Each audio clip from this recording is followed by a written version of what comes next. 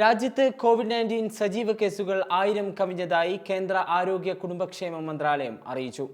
തിങ്കളാഴ്ച വരെയുള്ള കണക്കുകൾ പ്രകാരം 1009 സജീവ കേസുകൾ രാജ്യവ്യാപകമായി റിപ്പോർട്ട് ചെയ്തിട്ടുണ്ട്. 430 കേസുകളുമായി കേരളം ഏറ്റവും മുന്നിലാണ്. മഹാരാഷ്ട്രയിൽ 209ഉം ഡൽഹിയിൽ 104ഉം കേസുകൾ റിപ്പോർട്ട് ചെയ്തിട്ടുണ്ട്. ഗുജറാത്തിൽ 83ഉം കർണാടകയിൽ 47ഉം കേസുകൾ സ്ഥിരീകരിച്ചു. കേസുകളുടെ എണ്ണത്തിൽ വർധനവുണ്ടായെങ്കിലും മിക്ക രോഗികൾക്കും ലക്ഷണങ്ങൾ നേരിയ തോതിലുള്ളവയാണ്. ഭൂരിഭാഗം പേരും വീട്ടിൽ ഐസൊലേഷനിൽ കഴിയുകയാണ്.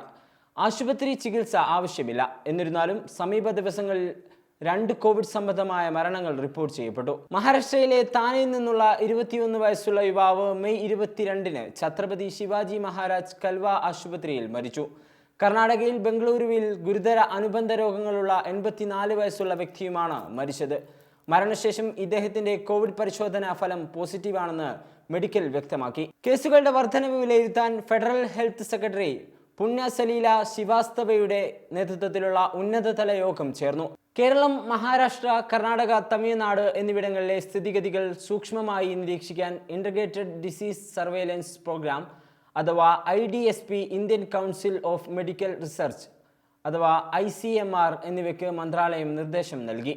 കോവിഡ്-19 ഇപ്പോൾ മറ്റ് വൈറൽ അണുബാധകളെപ്പോലെ ചികിത്സിക്കപ്പെടുന്നുണ്ടെങ്കിലും കൈശുചിത്വം, തിരക്കേറിയിടങ്ങളിൽ മാസ്ക് ധരിക്കൽ തുടങ്ങിയ മുൻകരുതലുകൾ പാലിക്കണമെന്ന് ആരോഗ്യ വിദഗ്ധർ ഓർമ്മിപ്പിച്ചു.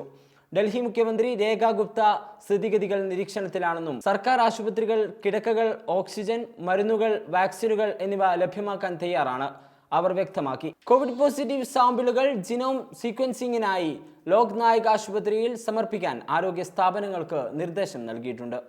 ന്യൂസ് ഡെസ്ക്, സുപ്രഭാതം.